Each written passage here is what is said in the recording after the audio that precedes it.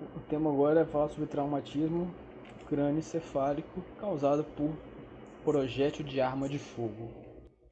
Os traumatismos penetrantes ou abertos são provocados por pequenos objetos com alta energia cinética, mas que induzem pouco movimento da cabeça. A lesão é principalmente no local onde a bala passa, podendo até ocorrer um trauma penetrante sem perda de consciência. No mecanismo do trauma, a gente tem a laceração direta da bala, e tem a transmissão de onda de choque e a cavitação, sendo que o primeiro mecanismo tem maior importância quando, quando o projétil tem uma velocidade menor do que 100 metros por segundo. Então, quando é mais lento, ele causa mais transmissão de onda de choque. Quando ele é mais rápido, ele tende a causar mais uma cavitação.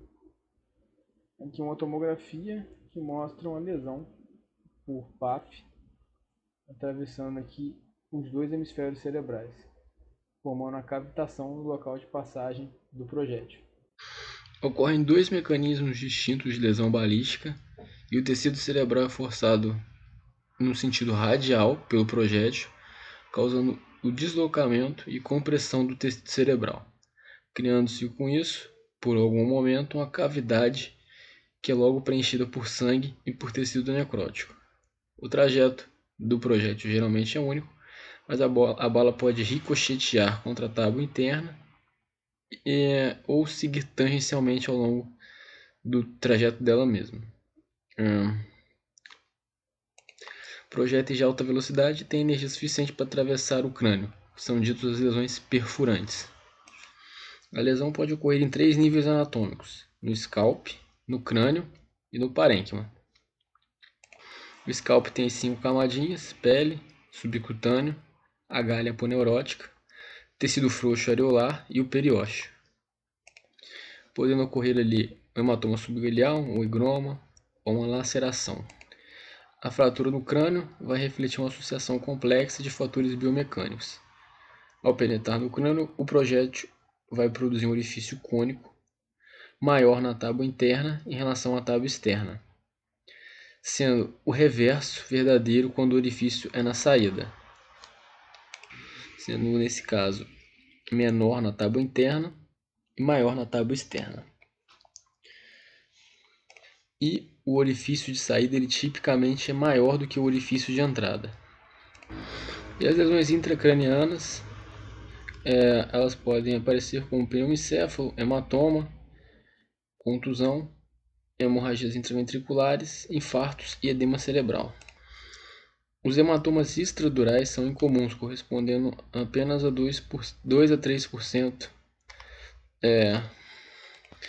E o hematoma subdural é geralmente o achado mais frequente, com incidência de até 21%.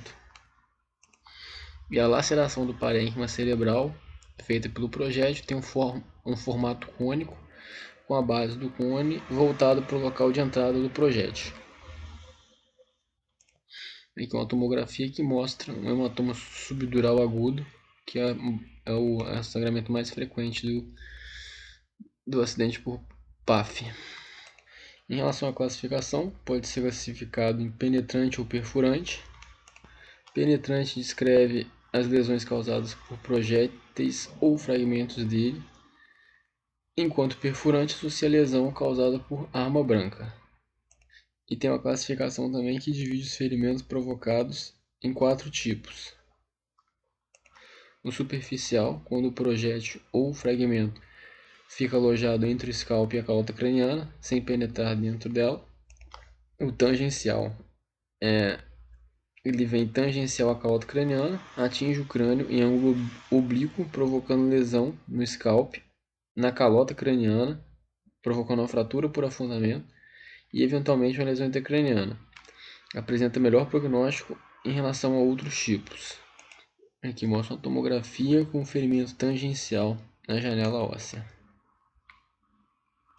E pode ser também classificado como penetrante, no sentido de penetrar e se alojar nas estruturas encefálicas, tendo uma lesão intraparenquimatosa com comprometimento de cisternas, com hematomas, e o prognóstico relacionado a essa lesão depende do local que foi lesado. Aqui é uma tomografia que mostra um ferimento penetrante com um projétil alojado dentro do parênquima cerebral. Aqui na tomografia mostra uma lesão por projétil por arma de fogo com hematoma subdural agudo interhemisférico.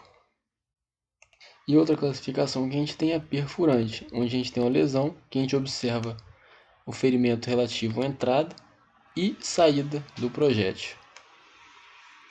Cerca de 80% dos ferimentos por PAF são perfurantes, a maioria deles são perfurantes e são os que têm o pior prognóstico. Aqui mostra uma tomografia que mostra um exemplo de PAF perfurante, onde a gente tem a entrada e a saída do projétil. Entrada e saída. Alguns exemplos aqui de tomografias com PAF perfurante. A gente tem ainda dois subtipos, o ricochete e o Carroll e o Karenin. No ricochete é um nome que é autoexplicativo. O projétil atravessa a calota craniana. Quando ele atinge a tábua óssea contralateral, ele dá uma ricocheteada, lesando novamente o parênquima em outros locais. E no Karenin, após o projétil atravessar as tábuas óssea externa e interna, depois do impacto do dura mater, ele altera seu trajeto deslocando-se junto com a tábua interna. E esse é uma cinética um pouco mais rara de acontecer. Na tomografia, achados como lesões multilobares, principalmente bilaterais, lesão transventricular, obliteração de cisternas da base, hemorragia subaracnoide, são achados compatíveis com pior prognóstico, logicamente. Outros achados que potencialmente implicam alteração de prognóstico são sítio de entrada e sítio de saída, fragmentos intracranianos, trajetória do projétil, relação dele com vasos, comprometimento de seios da face com pneumocéfalo, desvio de estruturas da linha média e lesão com efeito de massa. Aqui nessa tomografia mostra fragmento do projétil com lesão de seios da face, seio aéreo. E aqui nessa tomografia, mostra uma lesão muito grave com um trajeto transventricular, dando hemorragia intraventricular e hemorragia subaracnoide. E a gente tem os fatores prognósticos, que primeiro a idade, acima de 40 anos, o epidemiológico, que é o tipo de lesão e o calibre da arma, tem pior prognóstico quando a lesão é por suicídio, quando a lesão é penetrante e quando é um projétil de alta velocidade com a velocidade acima de 320 metros por segundo. Fatores sistêmicos como hipotensão, discrasia e alterações respiratórias. Neurológicos como nível de consciência avaliado pelo Glasgow, exame pupilar e a pressão intracraniana. E os exames de neuroimagem são aqueles que a gente já viu, né? Os achados de ter sinal de hipertensão intracraniana, presença de hemorragia, moventrículo e tal. Outro fator de mau prognóstico é a presença de diabetes insípidos. O tratamento consiste em 4 tópicos, levando em conta o tipo de ferimento. A primeira coisa são medidas imediatas para salvar a vida, tentando controlar a hemorragia e hipertensão intracraniana. Fazendo a craniectomia desconferenciva, por exemplo. A segunda coisa é a prevenção de infecção, fazendo desbridamento da ferida, tirando tecidos contaminados, macerados e isquêmicos. Tentar preservar o tecido nervoso por meio da prevenção de cicatrizes meningocorticais e a restauração das estruturas anatômicas por meio do fechamento adequado da dura mater e do scalp. O tratamento em geral ele vai ser direcionado para a drenagem do hematoma ou lesões com efeito de massa, desbridamento do tecido necrótico, obtenção de hemostasia, o reparo primário com enxerto de lesão dural e a reconstituição do crânio. É indicado o uso da toxina antitetânica, antibiótico de largo espectro. Atualmente recomenda a cefalosporina de terceira geração associada à oxacilina e metronidazol. em respectivas doses para o sistema nervoso central, e drogas antiepiléticas como a difenil e dantonina. O risco de infecção é alto nos pacientes que têm lesão intracraniana, chegando até a 11%. O tratamento de pequenos orifícios de entrada, com limpeza local e fechamento com sutura primária, é recomendado naqueles casos em que não há tecido desvitalizado ou alterações intracranianas, onde o paciente deu sorte de só pegar o scalp mesmo. O tratamento de lesões extensas inclui desbridamento. Pacientes com fraturas que levam a fragmentação significativa do crânio recomendam desbridamento com craniectomia ou craniotomia. Na presença de efeito de massa significativo, deve-se retirar o tecido cerebral necrótico, o fragmento ósseo ou de projétil acessível. É recomendada a evacuação de hematomas intracranianos com efeito de massa significativo. Na ausência de lesão com efeito de massa significativo, não recomenda o desbridamento no trajeto do projétil, pois, segundo recomendação com nível de evidência classe 3, não há diferença na evolução.